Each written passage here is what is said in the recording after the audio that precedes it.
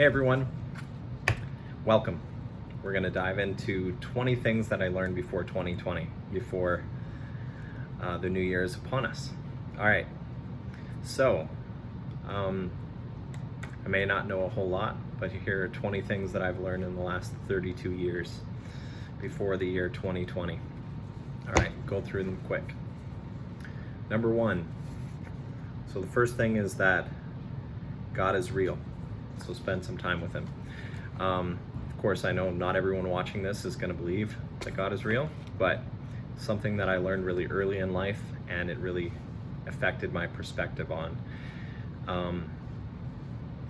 life in general. So just having that understanding that there is someone out there that cares deeply about each of us and our destiny and what our lives have really affected my perspective on life, and really I'm continuing to grow in the area of faith, but just having that time, spending that time in prayer and in the Word of God really affects my perspective and makes me more of an optimist. So I think it would be valuable for anyone out there watching this. So number two, so your inner circle really does matter. So the reason I was reflecting back on this, even back to my days in high school, I was very cautious about who I spent most of my time with, because I knew that that would have a big impact on the outcome of my life. So if you want to be a high achiever, you want to accomplish great things, you can't surround yourself with people who are always playing the victim card or who are always being really negative, because that's going to affect how you look at life and how you carry yourself. So try to surround yourself with positive, uplifting people that will challenge you to be better and aren't just satisfied with status quo. And that will challenge you to be better and level up. And that takes time, but anyway. Number three, read and apply good content. So even back to my days in high school, probably the first book aside from the Bible that really affected me was probably in grade 10 or grade 11. We had a seminar. This guy came and he taught about 7 habits of highly effective teens, and then he gave us a copy of the book. And just applying the simple principles from that book has had a huge impact on my life. Just, it talks about being proactive, beginning with the end in mind, all of those 7 simple principles that are in 7 habits of highly effective people, but it's broken down for young people. So simple things like that.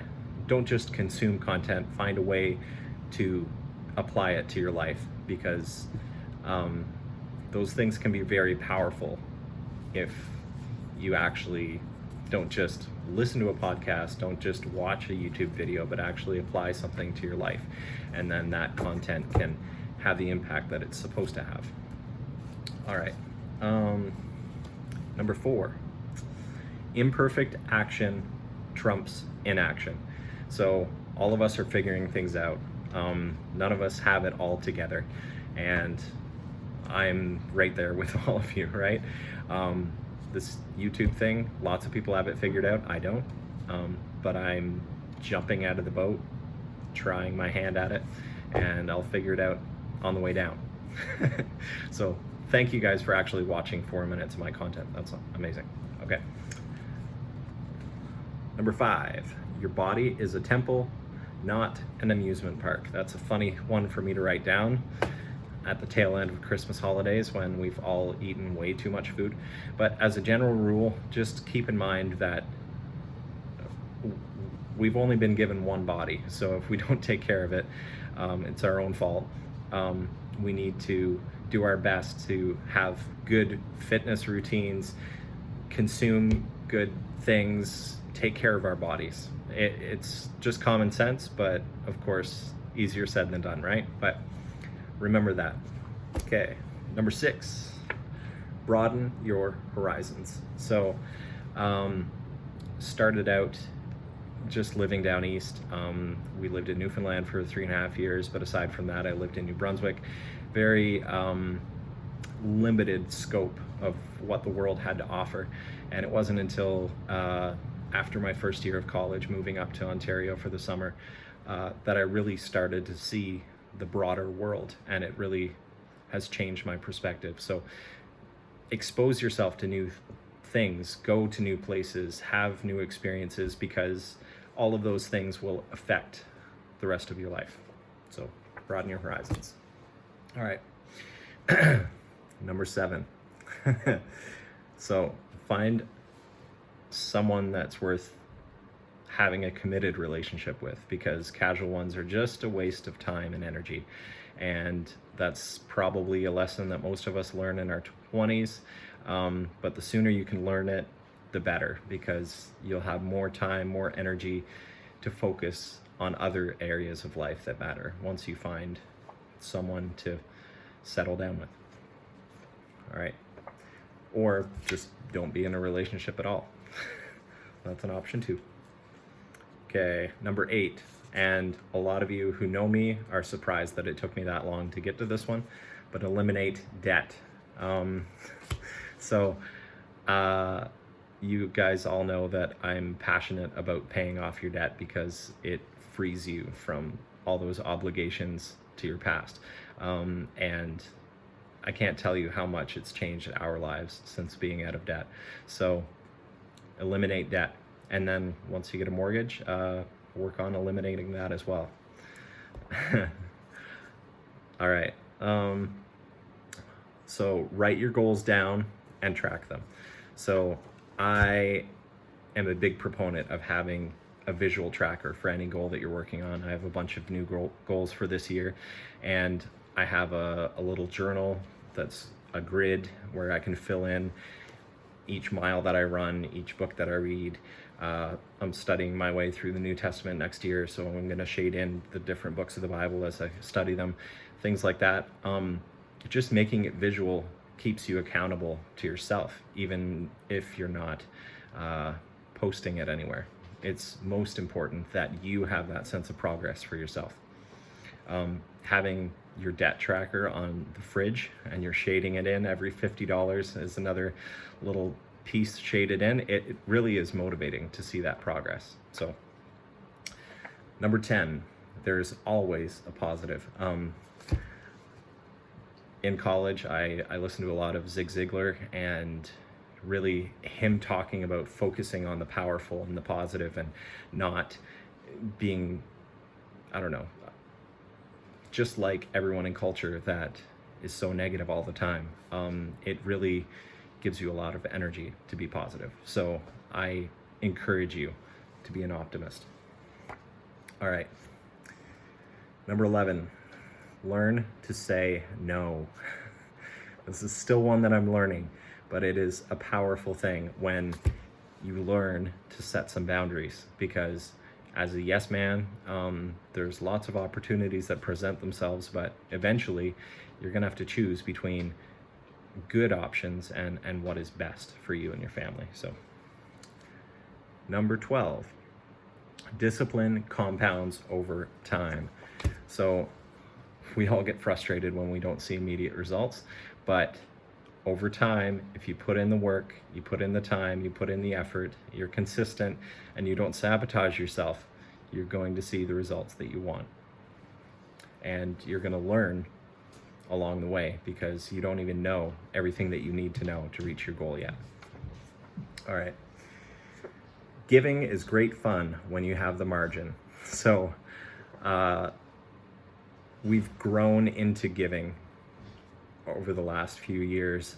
I was always a very giving person as a young person, like giving in the offering, like all those things that you do as a kid that are so easy. And then when you're hit with responsibilities and need to pay off your creditors and all those things that arise, become barriers to that giving heart that you should have. So when you create margin by earning more income, by eliminating debt, all of those things, then you're able to really enjoy giving again, because you're not chained to all those things. All right. 14, the Sabbath Principle. So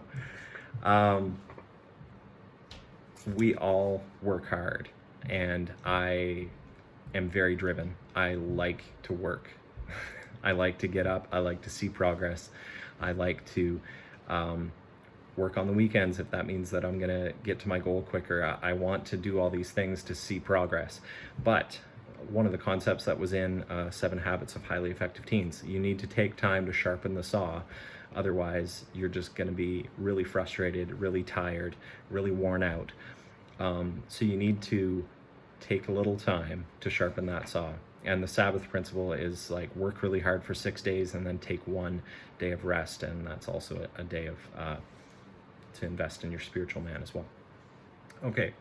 When you strive for excellence, everything matters.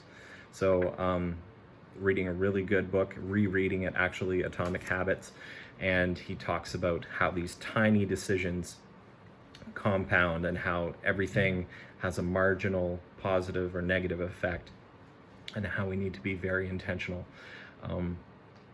So yeah, pay attention to the details, pay attention to the small things, because those things will compound over time. If you can create positive habits, they will compound over time, but also your negative habits, all those procrastination, small things, they affect you as well.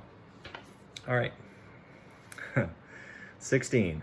So especially those of us who are really driven and motivated, we take ourselves really seriously, and when we mess up, we really are critical of ourselves. But it's important that you don't take yourself too seriously, because if you're able to laugh it off when you fall and you're able to bounce back a little bit quicker, then you have an advantage in that way. All right.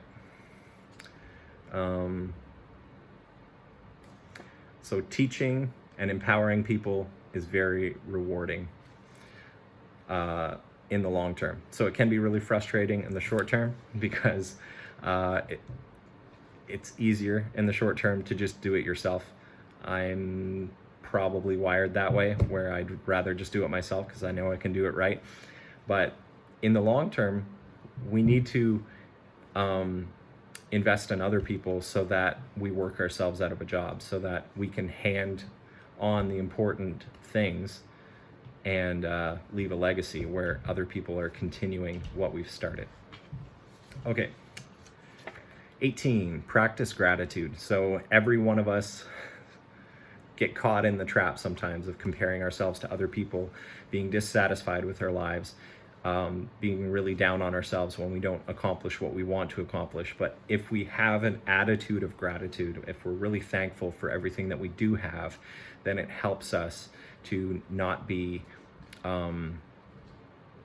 really negative, not be down on ourselves when we don't have what we think we should have. It keeps us from being entitled, and we all hate entitled people, and yet we can fall into that trap of being entitled ourselves. So if we practice gratitude every day, that fights back against that entitled nature. Mind your mouth. Every one of us, when we get frustrated, we get angry, we can lash out and say things that we regret. So mind your mouth. It's good. And 20, keep it simple. So trying to be more like this myself, eliminating the clutter so that we have more clarity. All right, those are 20 things that I learned before 2020.